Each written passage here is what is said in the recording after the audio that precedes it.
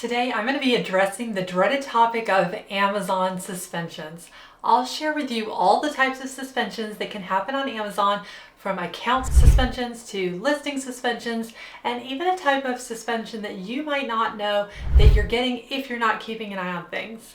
I'll explain why certain suspensions may happen and how you can do your best to prevent them. And in case you weren't aware, 99% of the time these issues can be fixed. So let's dive in. So for many brands, Amazon is a significant sales channel, often accounting for at least 10% of overall monthly sales revenue. However, some brands rely more heavily on Amazon for more than 50% or more of their revenue. That's why this discussion is important, because having one listing down, for instance, or your account suspended, that could really hurt your bottom line. And if you find yourself overwhelmed by a suspension issue and your team doesn't have the bandwidth to fix it, reach out by clicking the link in the description. We have experience dealing with these issues that I'm going to discuss, and most of them can be resolved. So let me share with you some of the possible suspensions that you can get on Amazon, why they happen, and how to fix them. The first one I'll mention is the one that everyone thinks of when they hear that word Amazon and suspension together. This is actually less common from our experience of what we've seen, but it can happen if Amazon thinks that you're violating their policies, like if you have multiple seller accounts for one brand. And also, since mid-2023, Amazon does require business verification, and failing to provide Amazon with that information, that can also put your account at risk of deactivation as well. Other reasons include violations of product policy compliance, or maybe you're not meeting the shipping targets. If you're using things like fulfilled by merchant, that's why it's important to check your daily account health daily. And I have a video here that I think you'll find really helpful. It talks about FBA versus FBM, and if you're kind of trying to decide between the two, I think you'll find that video very helpful. Now, from our experience, having a strike on your account, such as something like a product condition claim, that doesn't mean there's actually nothing that you can do to fix that. That's the good news. So there are ways to address those and even remove those violations, but ideally you really don't want them to become an ongoing problem.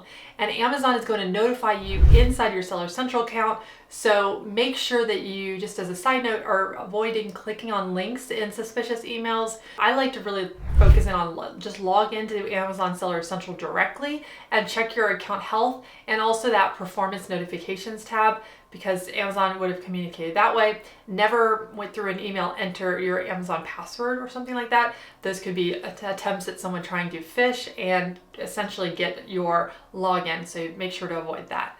Now, to fix an account suspension issue, Amazon does require you to submit a plan of action. Now, I'm not going to go into depth in this particular video, but this should really be clear. This should be concisely addressing all the issues at hand.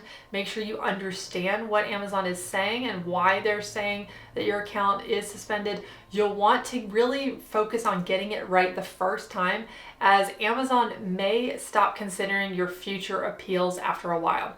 So if your business is violating Amazon's rules, this video is actually not for you. We just support fully brands that are following Amazon's guidelines. They have the long game in mind, and we at ClickFluency are fully supporting that approach. So just keep that in mind as well. Another common type of suspension that we see is ASIN suspension. So that is a product listing suspension.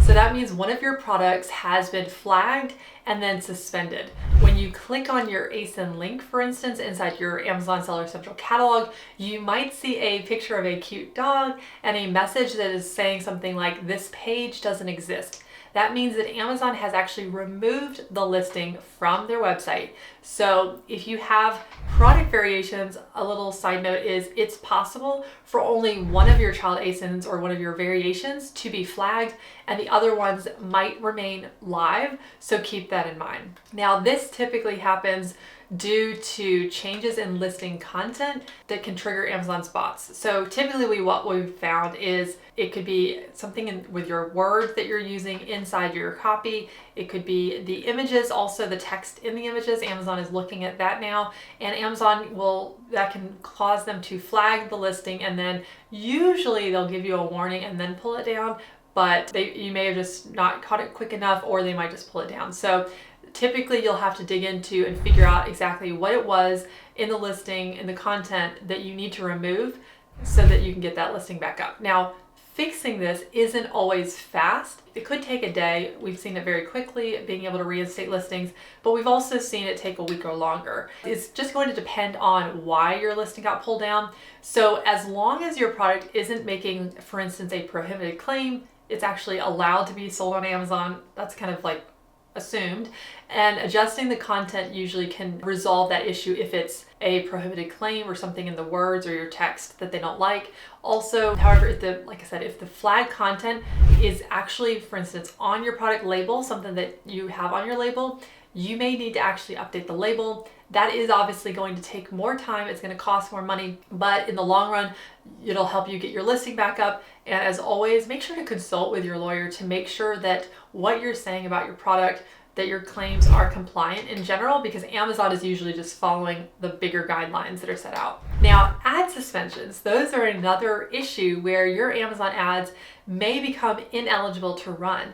And this can be due to policy violations or just even errors sometimes on Amazon's part. So you do need to regularly check your ad campaigns to ensure that they're running smoothly. Now, if you find a suspension, you may need to open a support case with Amazon to ultimately resolve it. And that is the one that not as many people are aware of. And if you're not checking that regularly, you could miss it. And then you might be realizing, okay, my sales are down, my ad sales are down also as well. What's going on? And it could be an ad is being suspended currently. Those are usually fixable as well. Make sure to always read Amazon's guidelines, and I'll have some links in the description box below. And if you want to learn more about how to fix, maybe you have a suppressed listing, I think that you'll find this next video helpful.